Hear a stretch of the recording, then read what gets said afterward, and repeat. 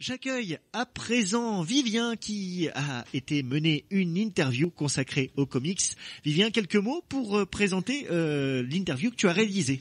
Alors oui, ça s'est passé donc sur le stand de Elonan Comics, qui est une association de bande dessinée basée à Versailles et qui se veut de promouvoir de jeunes auteurs de comics. Donc bien entendu, ils s'appuient sur les grands éditeurs comme DC Comics ou Marvel, et ils sont aujourd'hui au salon du livre et de la bande dessinée de la couture pour présenter un de leurs personnages, à savoir Barney. Et justement, ils viennent de sortir leur 3e numéro cette semaine et sont là pour présenter ce personnage. Et je me trouve avec H. Nico sur le stand de Elonan Comics. Alors bonjour. Bonjour. Alors présentez-nous un petit peu ce qu'est Elonan Comics. Elonan est une association destinée à promouvoir de jeunes auteurs amateurs. Nous avons développé un univers de super-héros dont on tourne un petit peu avec humour et second degré pour se différencier un petit peu des grands classiques Marvel DC. À l'heure actuelle, donc, on est une quinzaine d'artistes à travailler sur un album collectif qui sort chaque année et qui répond au nom de Elonan Heroes. Alors comment se passe le salon pour vous ? Ça se passe plutôt bien, donc on a un bon accueil auprès des jeunes amateurs de bande dessinée, donc surtout des enfants qui craquent devant les différents super-héros qui ornent les couvertures des albums qu'on leur présente. Alors vous êtes ici pour présenter notamment votre 3e numéro de Barney. Alors qui est Barney ?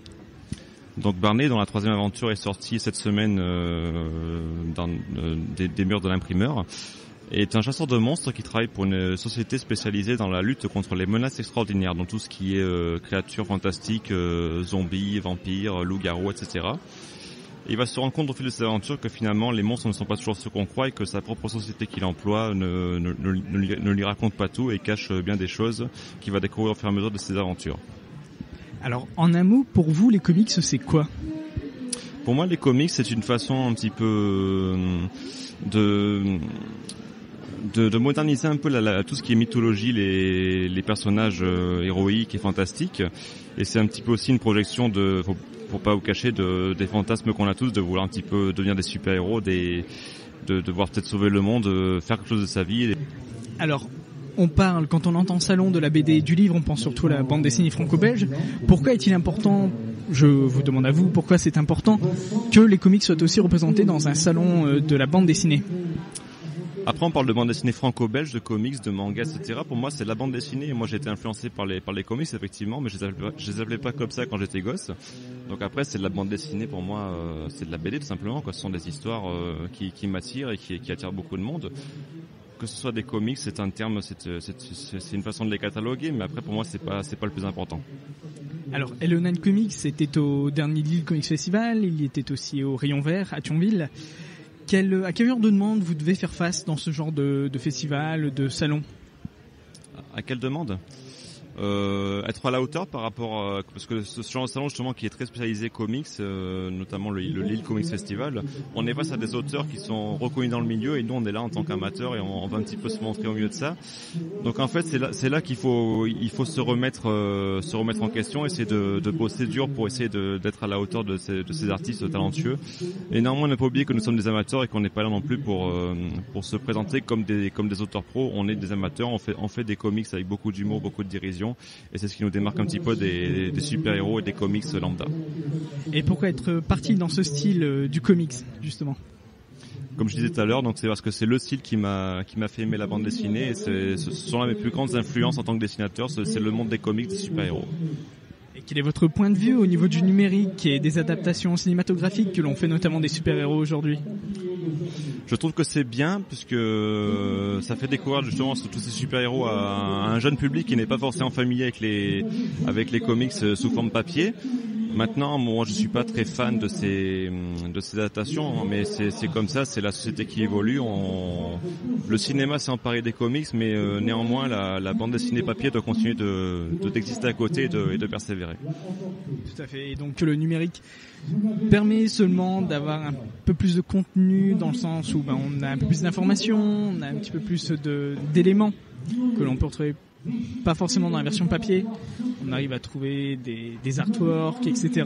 qu'on peut retrouver notamment sur Internet. C'est vrai, mais il faut que le numérique reste un complément et ne remplace en aucun cas le format papier. Moi, je suis un amoureux du livre et je ne concevrais pas de faire de la BD uniquement numérique. Il y en a qui le font, c'est très bien. Après, si le public est là pour aimer ce genre de format, pourquoi pas? Il en faut pour tous les goûts. Maintenant, bon, je suis pas forcément un amoureux du tout numérique. Le numérique doit être un complément du papier. Votre rapport au comics est-il plutôt lié au niveau du dessin ou du scénario ? Le dessin à l'origine, puisque c'est vraiment l'aspect de l'image qui m'attire dans les super-héros et dans les comics. Mais moi je suis le scénariste de l'assaut, donc c'est moi qui fais les histoires. Donc raconter des histoires est aussi une chose qui me botte énormément, qui me plaît. Donc j'ai commencé par le dessin, mais à l'heure actuelle le scénario comme le dessin me plaisent autant l'un que l'autre. Quelle serait votre bande dessinée ou votre personnage de bande dessinée préféré ? En général, je suis bon public. Hein, j'aime les choses classiques. Je suis un fan de Batman. Voilà, donc je suis sûrement pas difficile, quoi. Mais je pense qu'au niveau que ce soit la musique, la bande dessinée, le cinéma, je pense que j'ai les mêmes références, les mêmes idoles que beaucoup de monde, quoi. Je suis pas très original de ce côté-là. Alors, est-ce qu'on peut retrouver Elonen Comics dans une prochaine convention, ou alors quels sont les contacts afin de vous joindre et de découvrir un peu votre travail au sein de cette association ?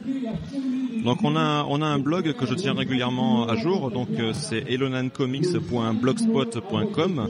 Bon, il suffit de taper sur Google Elonen Comics et vous le trouvez facilement. Sur le blog, donc on a une boutique en ligne ainsi que le planning des séances de dédicaces et des festivals où on se présente. Voilà. Eh bien, merci beaucoup H. Nico pour cette interview. Merci à vous et bonne continuation. Radio Plus, encore plus proche de vous.